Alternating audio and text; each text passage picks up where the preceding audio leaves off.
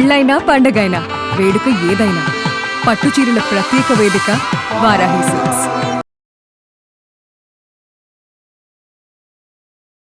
నమస్తే శశి గారు. నమస్కారం సార్. పూర్తి పేరు ఏంటమ్మా? శశిరేఖ?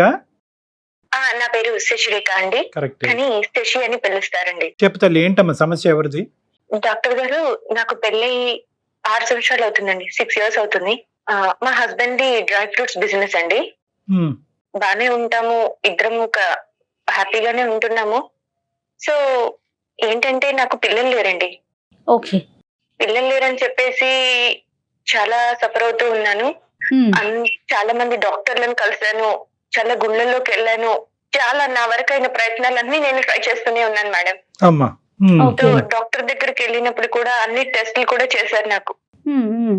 సో టెస్టులు చేసినప్పుడు కూడా ఓకే, నాకేం ప్రాబ్లం లేదు, పర్వాలేదండి, మీకు అంతా బానే ఉంది అని చెప్పారు డాక్టర్లు కూడా. ఒకరిద్దరిని అలా చాలా మంది డాక్టర్లను కన్సల్ట్ అయ్యాము. ప్రాబ్లం ఏం లేదు మేడం, అవుతుంది అని చెప్పారు. ఓకే అండి అని చెప్పాను. చెయ్యని ప్రయత్నం లేకుండా ప్రతి ఒక్క ప్రయత్నం చేస్తున్నాను. కనపడ్డ రాయి కల్లా మొక్కుతూ ఉన్నాను. ఇలా ఉంటూ ఉండగా కాదమ్మా, కౌన్సిలింగ్ కి ఇద్దరు వెళ్తారు కదా, తను కూడా వచ్చారా? మీ హస్బెండ్ కూడా వచ్చారా? అవును మేడం. ఓకే. మరి కదమ్మా, అతనికి ఏమైనా సమస్య ఉందన్నారమ్మా మెడికల్ గా? ఏమన్నా చెప్పారా? అంటే తను చేయించుకోలేదండి టెస్ట్లు. తర్వాత ఇంకా నాలో ప్రాబ్లం ఏం లేదు అని చెప్పి 2-3 డాక్టర్లు సజెస్ట్ చేసిన తర్వాత తను కూడా చేయించుకోండి అని రిక్వెస్ట్ చేశాను. సో తనప్పుడు చేయించుకున్నారు. తనకి ప్రాబ్లం ఉంది. ఓకే ఓకే ఓకే, ప్రాబ్లం ఉంది. సో తనకి ప్రాబ్లం ఉంది, మెడిసిన్ వాడితే ప్రాబ్లం క్యూర్ అవుతుందండి, మీకు పిల్లలు అవుతారు అని చెప్పారు. ఓకే అండి అని చెప్పి తను మెడిసిన్ వాడుతూ ఉన్నాడు. ఇంకా ఫ్యామిలీలో ఎలా ఉంటుందో తెలుసు కదా సార్. పిల్లలు లేకపోయేటప్పటికి సూటిముటి మాటలు, అసలు ఎలా అంటే చాలా ఇబ్బందిగా ఫీల్ అయ్యేదాన్ని. అయినా కూడా పర్వాలేదులే, నా హస్బెండ్ నన్ను చూసుకుంటున్నాడు కదా, అవుతుందిలే, మాకు ఎప్పటికైనా అవుతారు పిల్లలు అన్న హ్యాపీనెస్ లో ముందుకు వెళ్తూ ఉన్నాను. ఎవరేమన్నా పట్టించుకోకుండా అలా జీవితాన్ని కొనసాగిస్తూ ఉన్నాను. ఓకే. ఇది ఇలా ఉండగా ఎప్పుడు తను భోజనానికి నేను క్యారియర్ పంపిస్తాను తనకి, షాప్ కి. తనైనా వచ్చి తింటారు, నేనైనా వెళ్ళి ఇవ్వడం, అలా జరుగుతూ ఉండేది. ఒక రోజు సడన్ గా అనుకోకుండా తను నాకు ఆకలి లేదు, నేను రాను అన్నారు. లేదు భోజనం చేయాల్సిందే అని చెప్పేసి నేను క్యారియర్ తీసుకొని షాప్ కి వెళ్ళానండి.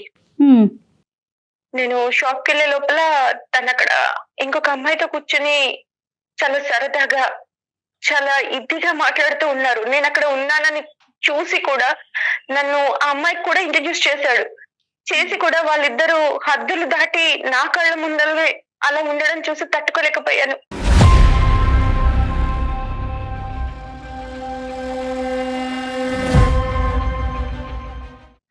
అసలు చెప్పడానికి నాకే ఆశ్చర్యంగా ఉంది సార్.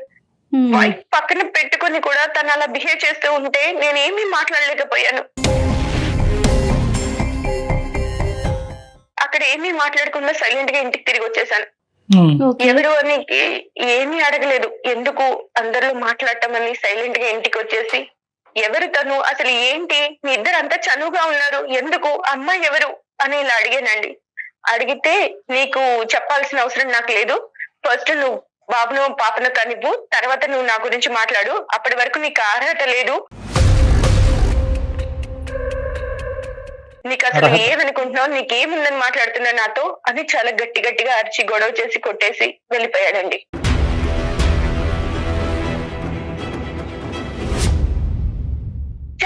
అసలు చాలా నరకం అనిపించింది. నేను అన్ని నాలో ప్రాబ్లం లేకపోయినా కూడా నేను చాలా హ్యాపీగా ఉన్నాను. నా ప్రాబ్లం నాలో లేదు, తనలో ఉన్నా కూడా నేను అవన్నీ పట్టించుకోకుండా తనతో జీవితాన్ని కొనసాగిస్తూ చాలా సంతోషంగా ఉంటూ ఉన్న టైంలో తను ఇలా చూసి తట్టుకోలేకపోయాను మేడం.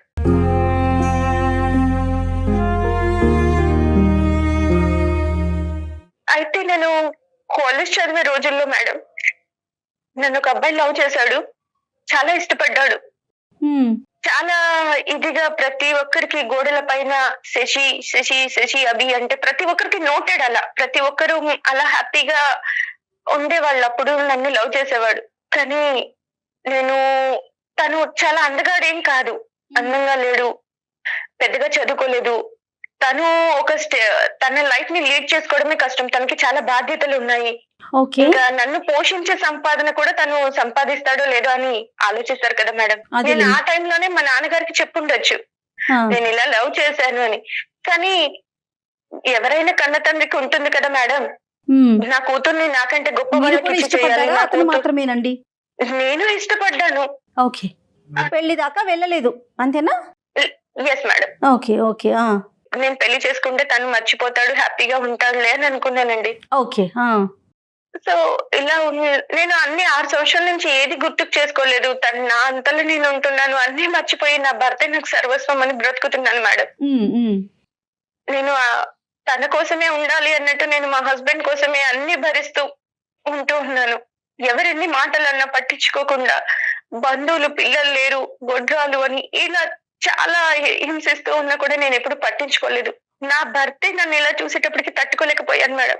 చాలా ఏడుపు వచ్చేసింది, చాలా బాధ అనిపించింది.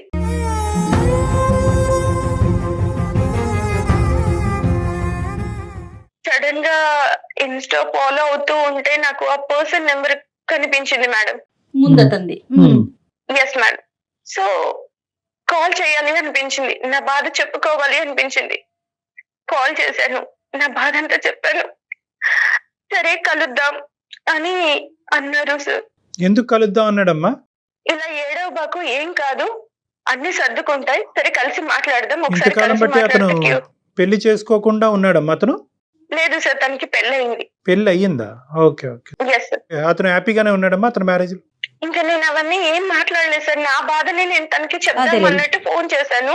రమ్మని చెప్పాడు. చెప్పగానే లేదు లేదు, ఇలా ఫోన్ లో కాదు, నువ్వు ఇలా ఫోన్ లో ఏడిస్తే నేను తట్టుకోలేను, మాట్లాడదాం, కలిసి మాట్లాడదామని ఒక రిసార్ట్ బుక్ చేశాడు సార్. సో రిసార్ట్ బుక్ చేశాడు. అక్కడికి వెళ్ళామండి.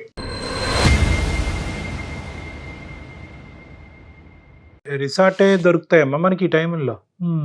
అంటే సార్ నేను అసలు ఆ సిచ్యువేషన్ లో ఎక్కడ ఏంటి అని కూడా ఏం ఆలోచించలేదు సార్. ఫస్ట్ అసలు మాట్లాడాలి, నా బాధను తనతో చెప్పుకోవాలి. నేను ఇలా ఇదయ్యాను, నీ మీద ఉన్న ప్రేమను కూడా నేను చంపుకొని ఇలా ఉంటే నన్ను ఇలా ఇది చేస్తున్నారన్న పెయిన్ లోనే ఎక్కడ ఏంటి అని కూడా ఏం ఆలోచించలేదు. సరే వెళ్ళావమ్మా రిసార్ట్కి వెళ్ళారా?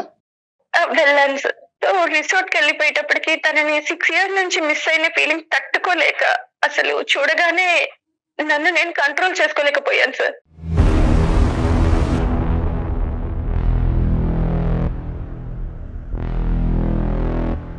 అసలు నా బాధ అతన్ని చూడగానే నాకు ఏడుపు కూడా ఆగలేదు. ఏంటి నేను నిన్ను ఇలా వదిలేసి వెళ్ళిపోయాను అని ఏడుపుతో తన్ని అలా హక్ చేసుకున్నాను సార్.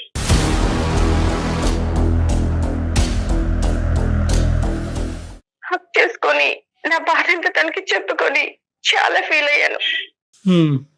అనుకోకుండా అక్కడ చిన్న మిస్టేక్ అయింది సార్.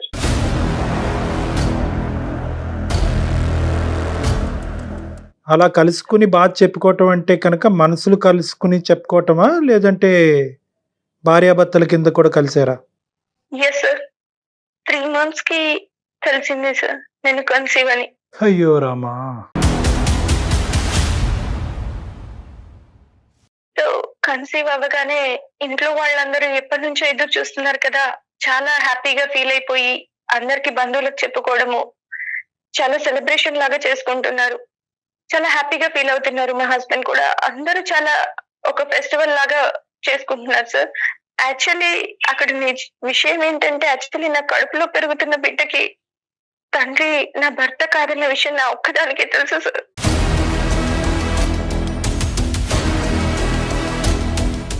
ఎలా చెప్పగలవమ్మా? ఎలా చెప్పగలవు ప్రెగ్నెంట్ అయ్యావు అనేది? ఖచ్చితంగా ఆ బిడ్డ నీ బిడ్డ, మీ భర్తతో కలిగినటువంటి బిడ్డ కాదని ఎలా చెప్పగలవు? అంటే నేను అప్పటి నుంచి ఎలా అంటే, నేను మా హస్బెండ్ లేదు సార్, ఇద్దరం దూరంగా ఉన్నాం సార్.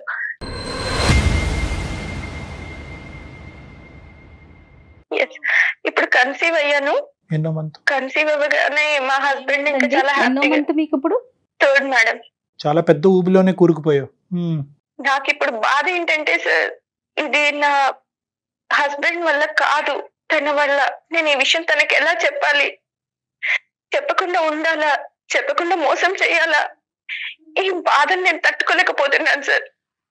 ఇలాంటి పాపం చేశాను, నన్ను ఏం చేయమంటారు? నేను ఎవరికి చెప్పుకోలేకపోతున్నాను, సంతోషంగా ఉండలేకపోతున్నాను. అసలు చనిపోవాలనిపిస్తుంది సార్, చచ్చిపోతే బాగుండేమో అనిపిస్తుంది. కానీ నా చావుకి నా పాప కారణం కాకూడదు కదా.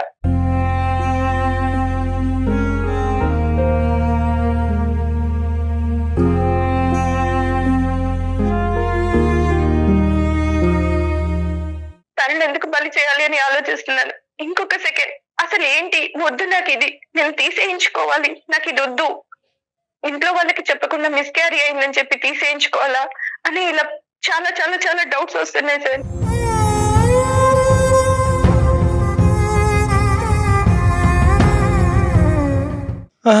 అమ్మ ఇప్పుడు ఇలాంటి పరిస్థితుల్లో ఎవరు మాత్రం ఏం చెప్పగలరు తల్లి? ఇప్పుడు మోసం చేశానా, నా భర్తను మోసం చేస్తున్నాను అనేటటువంటిది నువ్వు బిడ్డతో కన్సీవ్ అయ్యాక అనిపించిందా, లేదంటే ఆ అబ్బాయితో కలిసిన తర్వాత ఆ రిసార్ట్లోంచి బయటకు అడుగు పెట్టినప్పుడు అనిపించిందా? అదే మోసంగా, అది కూడా మోసమేగా. ఇప్పుడు నా భర్తను నేను ఇలా చూశాను, ఇలాగా ఏకలు పక్కపక్కలు అనేటటువంటి అంశాన్ని చూసావు, దానికి మించి నువ్వేమీ చూడలేదు మీ భర్తతో. వాళ్ళు ఫ్రెండ్స్ అయ్యి ఉండొచ్చు, ఇంకోటన్నా అయ్యి ఉండొచ్చు. ఇప్పుడు బిడ్డ పుట్టాడు కాబట్టి పెద్ద తప్పు, బిడ్డతో కన్సీవ్ అవ్వకపోతే చిన్న తప్పు కాదు. At the end of the day it's a breach of trust, నమ్మక ద్రోహం ఇది.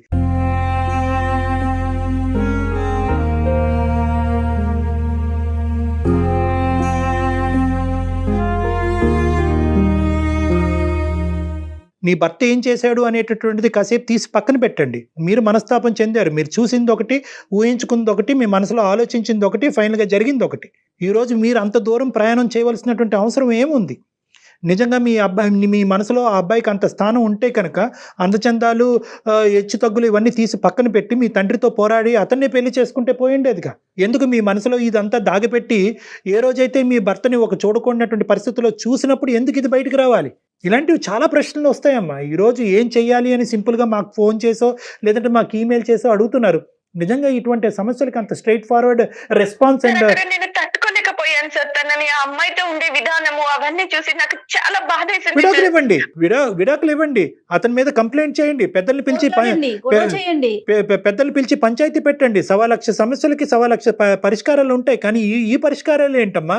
అతను దిగాడు కాబట్టి నేను దిగుతాను, అతను వేరే తప్పు పద్ధతిలో అనుభవించాడు కాబట్టి నేను అనుభవిస్తానంటే ఇంకేముంటది? ఈ సమాజం ఉంటుందా? బతుకుంటుందా ఈ సమాజం? కుటుంబ వ్యవస్థ అనేటటువంటి దానికి ఒక మీనింగ్ ఉంటుందా? అక్కడికి వెళ్ళిన తర్వాత అసలు అనుకుని అమ్మా, అక్కడికి వెళ్ళిన తర్వాత అనుకుని, అక్కడికి వెళ్ళక ముందు అనుకుని కాదమ్మా. అతను నిజంగా కావాలి అని అనుకుంటే కనుక ఫోన్లోనే నేను ఓదార్చుండేవాడు, లేదంటే మీ ఇంటి కిందకి కానీ అతని ఇంటికి పైన కానీ ఎక్కడో చోట మాట్లాడుకునేవారు. రిసార్ట్కి ఎవరమ్మా పిలుస్తారు? అసలు ఆయన పిలవటం ఏంటి, మీరు వెళ్ళటం ఏంటి? ఏదో తెలియకపోయాను అంటే కనుక కాదు. మీకు ఇక్కడ బాధ కలిగింది, అక్కడ ఒక పులకరింపు వచ్చింది, ఇక్కడ బాధలో ఆ పులకరింపు వచ్చింది, ఆ పాత జ్ఞాపకాలు గుర్తొచ్చినాయి, అదే కరెక్ట్ ఏమో అని అనుకున్నారు. నేను అంత సిన్సియర్గా అతను వదిలేసి ఇతను చేసుకోవటం వల్ల ఈ జీవితం ఇలా అయిపోయిందేమో, అతన్నే చేసుకుని ఉంటే కనుక ఒక తప్పు చేయనటువంటి భర్త నా జీవితంలో దొరుకుండేవాడేమో అని చెప్పి మిమ్మల్ని మీరు సముదాయించుకుని ఒక ఆలోచన ప్రకారమే అయ్యిందమ్మా. ఇది అంత కళ్ళు మూసుకుని జరిగింది కాదు. దయచేసి ఆ మాటలు మాట్లాడారు. అసలు ఆలోచన మాకు రాలేదు సార్. తనలో కానీ నాలో కానీ 6 years వరకు కలవాలి, మాట్లాడాలన్న థాట్ కూడా నాలో లేదు సార్.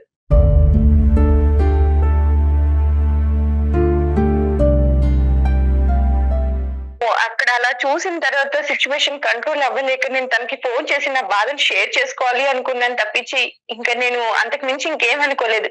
అక్కడికి వెళ్ళిన తర్వాత ఓదార్చే టైంలో అలా సినిమా అండి అవ్వదమ్మా, అలా అవ్వదు. సరే, ఇప్పుడు ఏంటంటే నిన్ను నిందించి నిన్ను ఖండించడం అనేది ఇక్కడ సొల్యూషన్ కాదు. ఎందుకంటే ఈ స్టోరీ 199 మంది ఈ విధంగానే అనుకుంటారు, నేను మాట్లాడినట్టే మాట్లాడతారు. అంటే ఏంటంటే నువ్వు అక్కడికి ఎందుకు వెళ్ళావు, రిసార్ట్కి ఎందుకు వెళ్ళావు, బాధ చెప్పుకునే దాని శరీరాలు ఎందుకు ఒకరికొకరు చెప్పుకున్నారు అనేటటువంటి అంశాన్ని ఎవరన్నా మాట్లాడతారు.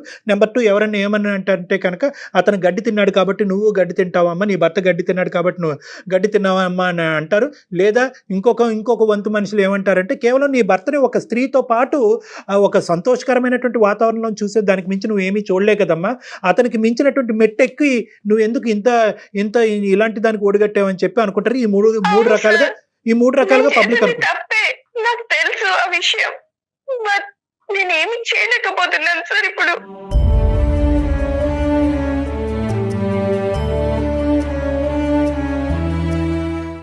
నువ్వేం చేయాలని అనుకుంటున్నావు చెప్పమ్మా ఫస్ట్, తర్వాత ఏం చేస్తే బాగుంటుంది అన్నది మేము చెప్తాం. ఫస్ట్ నువ్వేమనుకుంటున్నావు? నీ కానటువంటి బిడ్డని ఇదే విధంగా దిగమింకుని సీక్రెట్గా పెంచి పెద్ద చేస్తే కనుక అభిమానాలు ఆప్యాయతలు పెరిగిన తర్వాత నమ్మక ద్రోహం చేసిందని అవుతానేమో అనిపిస్తుంది సార్. ఆ నిందని నేను మొయ్యలేను సార్.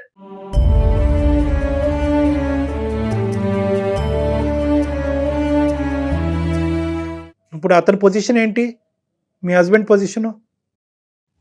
తను చాలా హ్యాపీగా ఫీల్ అవుతున్నాడు సార్. ఇన్ని ఇయర్స్ తర్వాత కన్సీవ్ అయ్యింది నా వైఫ్ అని చాలా సెలబ్రేషన్ గా చాలా హ్యాపీగా ఫీల్ అవుతున్నాడు. పుట్టబోయేటటువంటి బిడ్డని పుట్టక ముందే ఇంత బాగా ప్రేమిస్తున్నాడు అనే ఆలోచన వల్ల ఇప్పుడు నువ్వు చేసిన తప్పు అని నీకు అనిపిస్తుందా?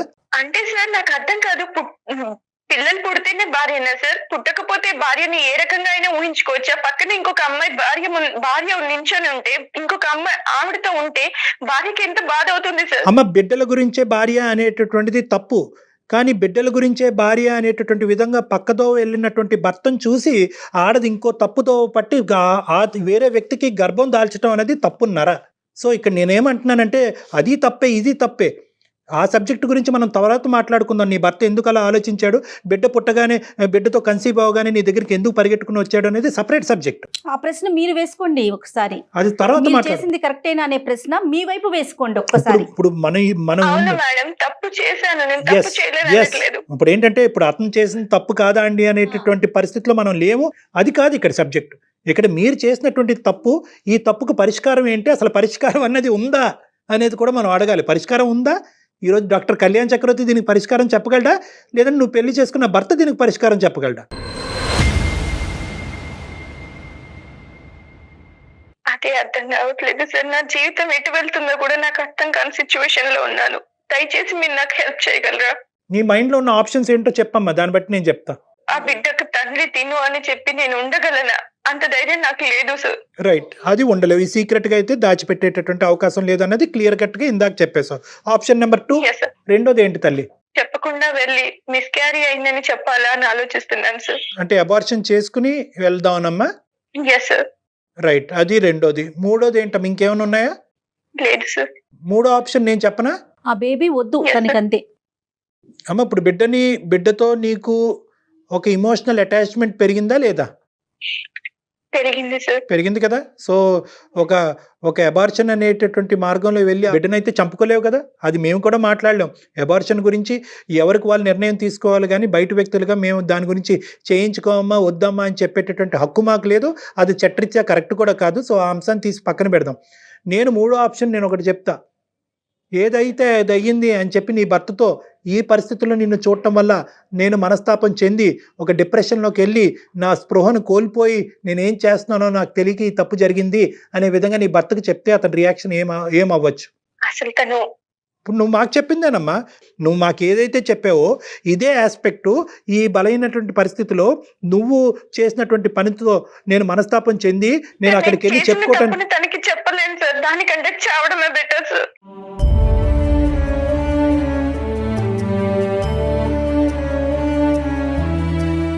నేను తనకి చెప్పి తనని బాధ పెట్టి ఇలా అవ్వడం కంటే నేను సూసైడ్ చేసుకోవడమే కరెక్ట్ సార్.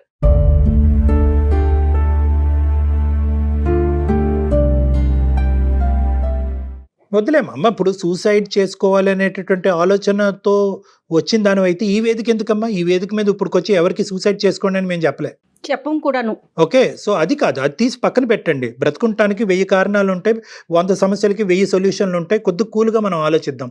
ఇప్పుడు నేనేమంటున్నానంటే బిడ్డను వద్దు, మిస్క్యారేజ్ అయ్యిందని చెప్పి వాళ్ళకి చెప్తే బాగుంటుందేమో, సమస్యకి పరిష్కారం నువ్వు అనుకుంటున్నాం.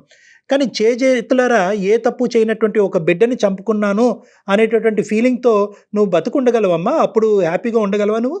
అది కూడా బాధేగా. అది కూడా బాధే నీ పరువు జీవితాంతం మా బాధని మొయ్యగలనా సార్ నేను? ఇప్పుడు బిడ్డకు తండ్రి తను కాదు అని జీవితాంతం మా బాధ నేను. అది కరెక్టే. కానీ నేను ఏంటంటే నువ్వు చెప్పినటువంటి ఆప్షన్ బి నేను అంటున్నానమ్మా. ఒకప్పుడు మిస్క్యారేజ్ అయ్యింది అనేటటువంటి విధంగా వాళ్ళు చెప్పటం వల్ల నీకు 2 సమస్యలు అప్పటికీ లైవ్లో ఉంటాయి.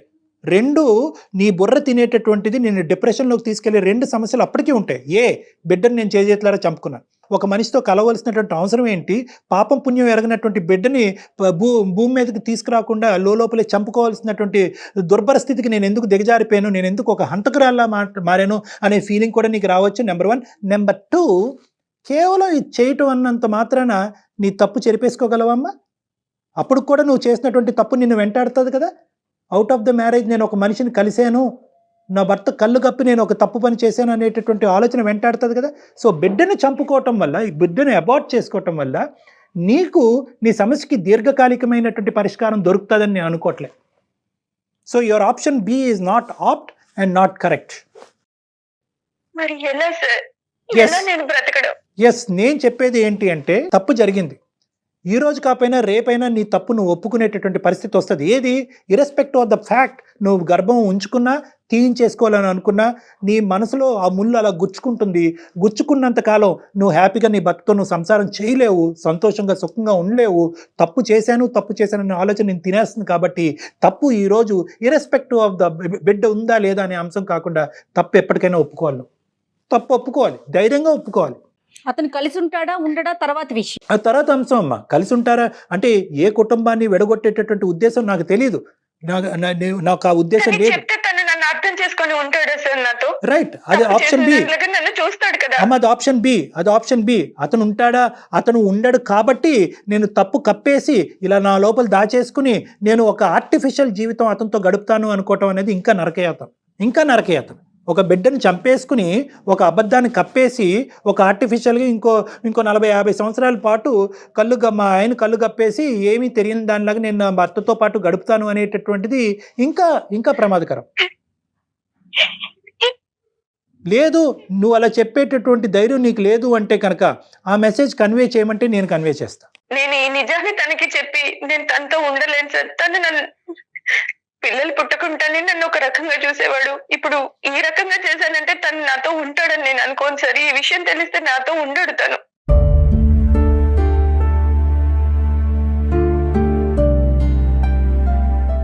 చూడమ్మా, అన్ని తప్పులకి ఒక పాజిటివ్, చాలా కంఫర్టబుల్ సొల్యూషన్ వస్తుంది అని అనుకోవద్దమ్మా. ఒక చోట ఇప్పుడు నీ భర్త నీతో ఉంటాడా లేదా అనేటటువంటిది ఒక ఆఫ్టర్ ఇష్యూ, ఒక సెకండరీ ఇష్యూ.